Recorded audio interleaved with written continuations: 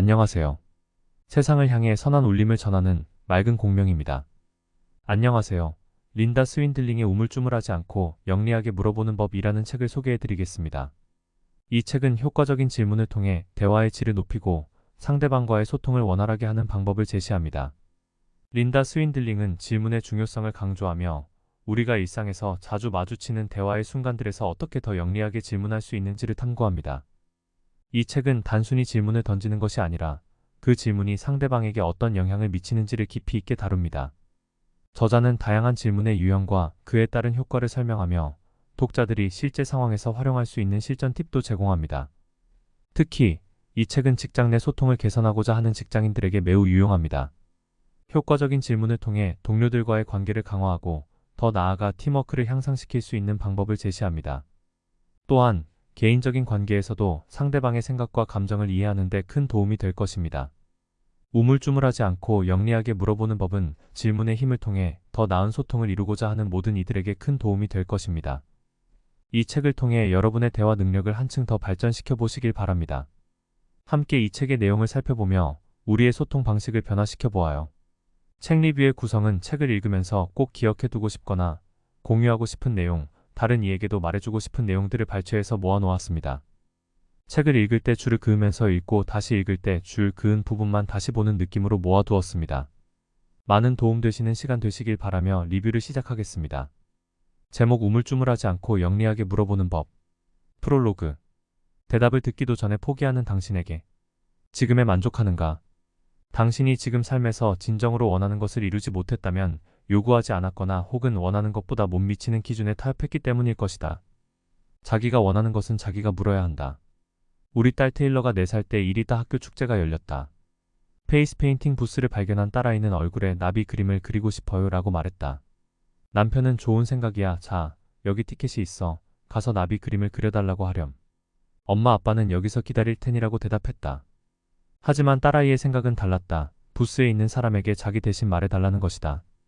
몇 차례 설득 끝에 남편이 무릎을 꿇고 테일러의 눈을 똑바로 들여다보며 말했다. 엄마 아빠는 얼굴에 그림을 그리고 싶지 않아. 내가 그리고 싶은 거지. 얼굴에 나비 그림을 그리고 싶은 건 너니까 내가 가서 말해야 한다. 우리는 여기서 기다릴 거야. 넌 잘 해낼 수 있어. 그날 아이는 다른 부스에서도 자기가 원하는 것을 요구하고 다녔다. 안전지대 밖으로 나가야 두려움이 사라진다. 조별 토론 이후 나는 부끄러움을 무릅쓰고 물어보는 것이 법학 전문 대학원을 그만두는 것보다는 덜 어려운 선택이란 결론을 내렸다. 그래서 주저주저하며 손을 들고 교수에게 금반원 원칙 개념에 대해 물었다. 교수는 자주 나오는 질문이라며 흔쾌히 설명을 해주었다. 용기를 내야 원하는 걸 얻는다. 워밍업. 나는 이제 과감하게 물어보는 사람이 될 것이다. 과감하다라는 말의 정의. 과감하다라는 단어의 사전적 의미를 찾아보면 통상적 한계를 뛰어넘는 것, 관습적이거나 사실적이라기보다는 환상적인 것이라고 나온다. 이 책에서 과감하게 요청하기는 안전지대를 벗어나 요청한다는 의미다. 과감함과 무례함은 다르다. 부정적이거나 거짓이 섞인 요청, 남을 이용하려는 무례한 요청은 먹히지 않는다. 반면 과감하게 요청하는 사람은 평범한 요청에 비해 훨씬 좋은 결과, 인간관계를 얻곤 한다. 에스크 일부, 0%, 물어보지 않는 당신이 얻을 확률. 과감하게 물어봐도 괜찮다는 증거. 질문과 요청에는 마법 같은 힘이 있다. 최고의 성과를 올리는 이들은 두려움 앞에서도 물어볼 용기를 지닌 이들이다. 이들은 질문사항을 넣은 봉투를 더 적극적으로 더 내밀고 더 많이 승리한다. 조금 더 묻는 법을 익혀 가능성을 확장한다. 그리고 위험 부담을 감수하는데, 더 나아가 거절당하는 데 익숙하다. 정치가나 록스타, 노벨상 수상자 등 다양한 역사적 인물들은 과감한 묻기로 위대한 업적을 이루었다. 물어볼 용기를 내면 상상 그 이상의 결과가 만들어진다. 한 번의 묻기가 인간의 평등과 존엄성을 세우고 의학적 진보를 낳으며 새로운 비즈니스 방식을 창조하고 공동체를 변화시킨다. 우리는 왜 묻기도 전에 포기하는 걸까? 조사 대상의 96% 이상은 약간 더 묻거나 위험 부담을 조금 더 감수함으로써 더 좋은 결과를 얻었다고 답변했다. 셋 중 한 명은 결과가 50% 이상 좋아졌다고 답변했다. 사람들이 묻기를 어려워하는 주된 이유는 다음과 같았다. 사람들이 거절하는 제일 큰 이유는 상대가 수락하기에 부적절한 요청이었기 때문에로 36%가 이를 주된 이유로 응답했다.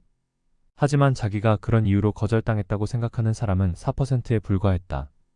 더 나아가 거절한 사람들 중 31%가 좋아하거나 신뢰하지 않는 사람이어서라고 답한 반면 거절당한 사람들 중 나를 좋아하거나 신뢰하지 않아서라고 답한 경우는 5%에 불과했다. 과감하게 묻는 데는 이유가 있다. 질문과 요청을 습관화하고 싶다면 꾸준히 안전지대 밖으로 나가 묻는 연습을 해야 한다. 처음에는 안전한 요청으로 시작하는 것이 좋다. 묻기를 습관화하다 보면 이것이 곧 제2의 천성이 된다. 어디서나 편하게 물을 수 있게 되면 정말 중요한 순간에도 과감하게 물을 수 있을 것이다. 그리고 중대한 순간에 남들이 상상조차 하지 못하는 결과를 얻어낼 것이다. 기대치를 뛰어넘는 성과를 마주할 마음의 준비를 하라. 과감하게 물어야 하는 10가지 핵심 이유. 시간 낭비를 예방한다. 묻기는 엉뚱한 사람들에게 시간을 허비하지 않게 한다. 누가 당신이 원하는 결과에 대한 결정권을 갖고 직접적으로 도움을 줄 수 있는지 신속하게 파악할 수 있다. 요청한 것보다 더 받을 수 있다. 안전지대 밖으로 나갈 용기를 낸다면 당신이 상상하던 한계가 때로는 존재하지도 않았음을 알게 된다. 묻기는 성공 가능성을 극대화할 뿐만 아니라 때로는 더 좋은 대안도 가능하게 한다. 자신감이 충전된다. 가장 큰 성과는 과감하게 묻고 난 이후의 기분이다. 두려움을 이기고 물어본 후에는 자신감과 자존감을 느끼게 된다. 요청에는 크고 작음이 없다. 최악의 답변은 노일 뿐인데 묻지 않을 이유가 있나요?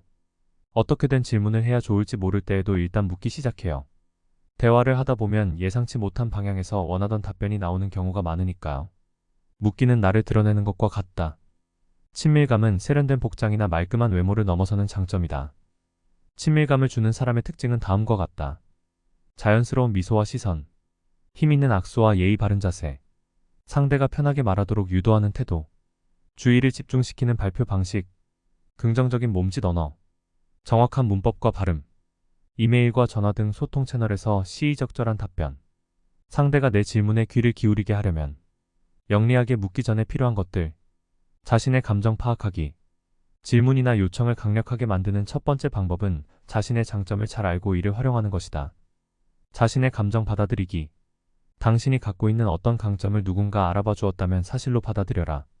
그 강점을 지닌 사람들을 관찰하며 모범으로 삼고 그 사람들이 묻고 대답할 때 어떤 말을 쓰는지 살펴보라. 이 상황에서 그들은 어떻게 물었을까라고 자문하고 바로 그렇게 질문을 던져보는 것이다. 누군가 당신의 재능과 특성을 일러주었다면 정말로 그럴 가능성이 크다. 그 재능을 강화하고 발전시킬 방법을 찾아라.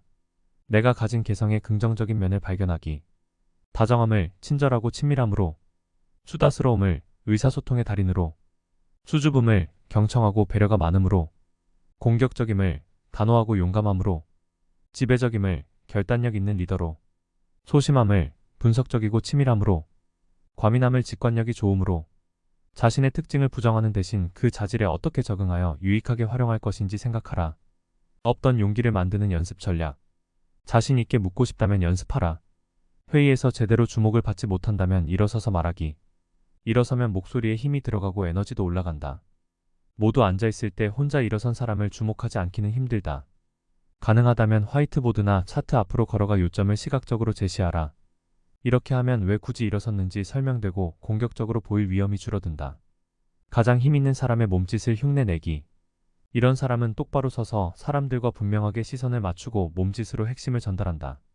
아마 다리도 어깨 넓이로 벌렸을 것이다. 이 사람은 얼굴에 늘 미소를 띠고 공감할 경우에는 고개를 끄덕인다. 2부 30% 예스를 이끌어내는 질문의 기술. 물어보기 전에 자신에게 먼저 질문하라. 원하는 결과를 얻으려면 무엇을 원하는지 알아야 한다. 정당한 이유 대기. 어렸을 때 고맙습니다 라는 말이 지닌 마법 같은 효과를 배웠을 것이다.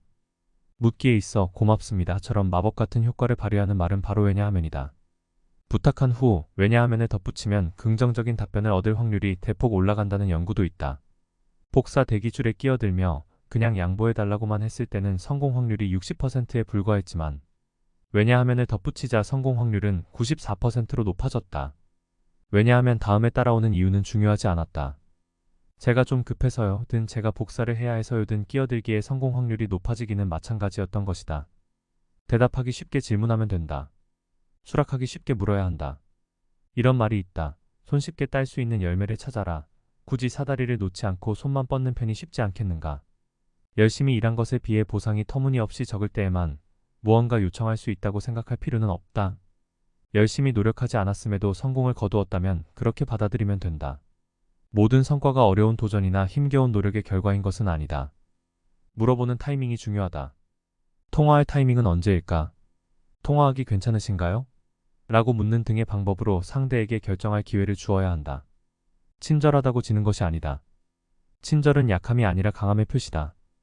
요청할 때에는 예를 갖추고 어느 단계에 누구 앞에서든 존중하는 태도를 잃지 말라. 당장 도움을 줄 수 있는 상대를 낮춰 대할 이유가 무엇인가? 접수처 직원, 웨이터, 세탁소 직원, 택시 운전사 등은 모두 충분히 존중받아야 할 존재이다. 그리고 고객이 어떤 경험을 하게 될지는 바로 이들 전문가에게 달려있다. 물어보기 전에 의사소통 방식을 확인하라. 일반적으로 의사소통의 원칙은 상대의 메시지에 동일한 형태로 응답하는 것이다. 하지만 상황에 따라 원칙을 점검할 필요가 있다.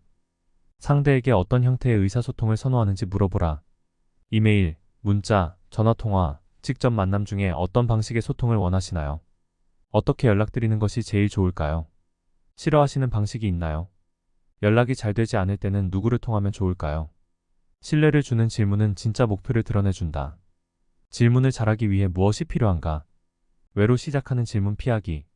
가능하다면 왜로 시작하는 질문은 피하라.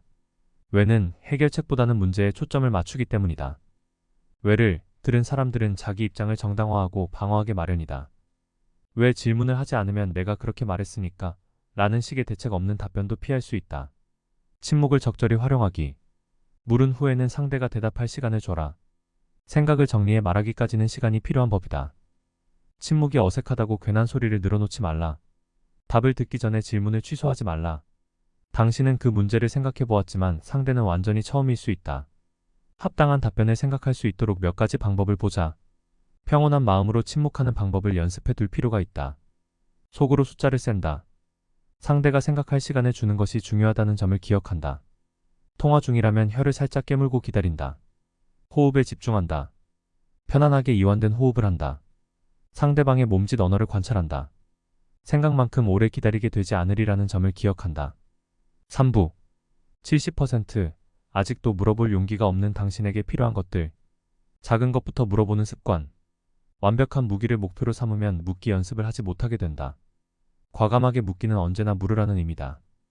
그리하여 묻기가 더 나은 결과를 가져온다는 점을 스스로 확신하라는 의미다.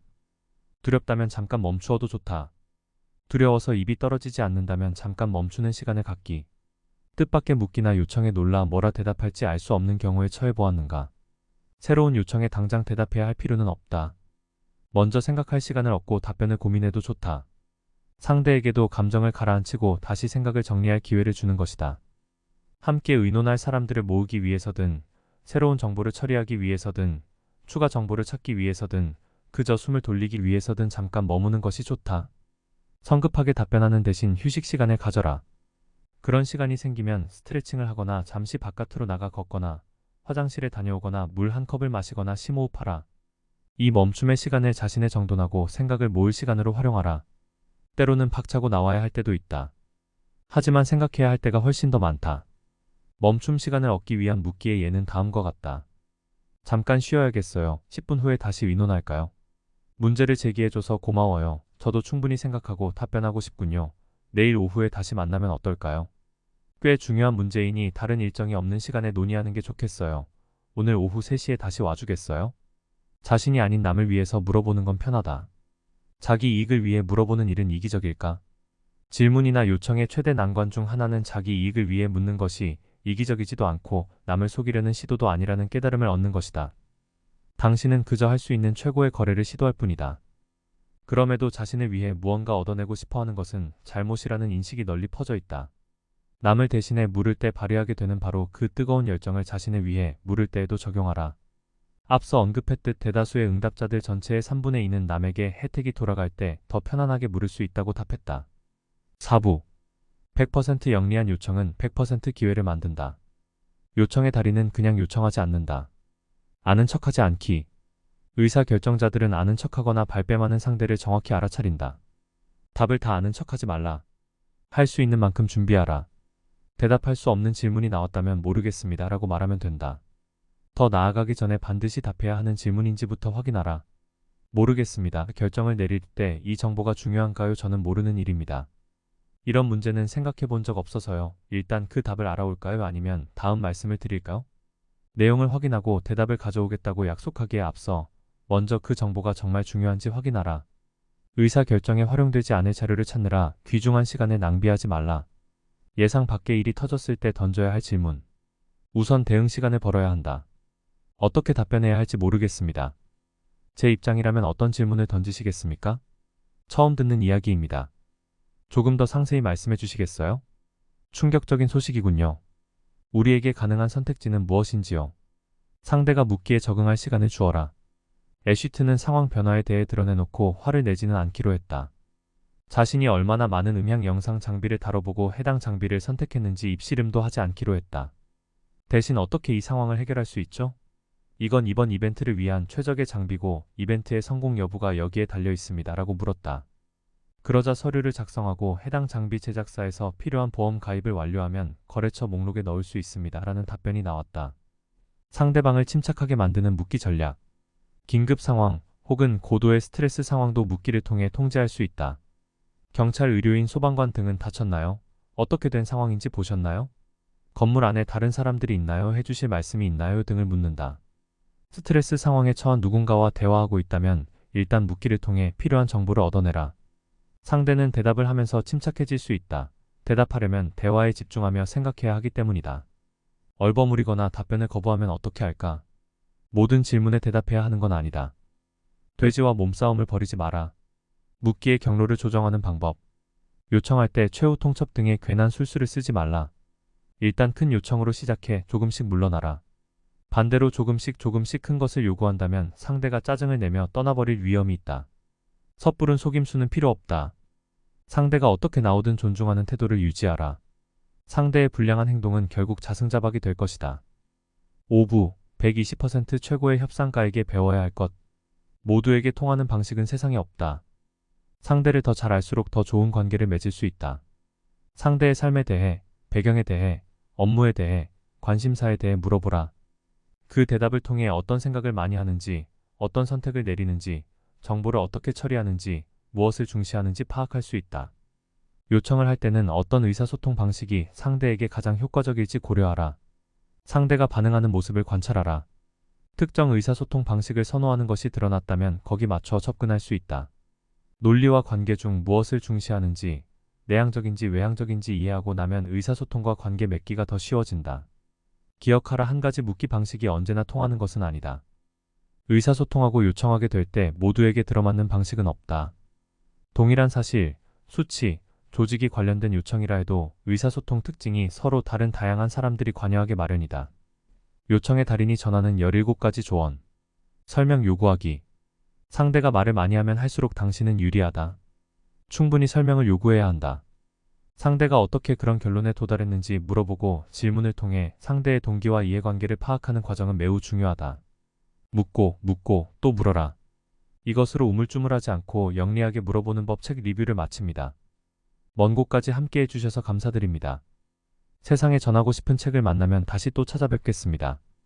세상을 향한 선한 메시지, 맑은 공명이었습니다.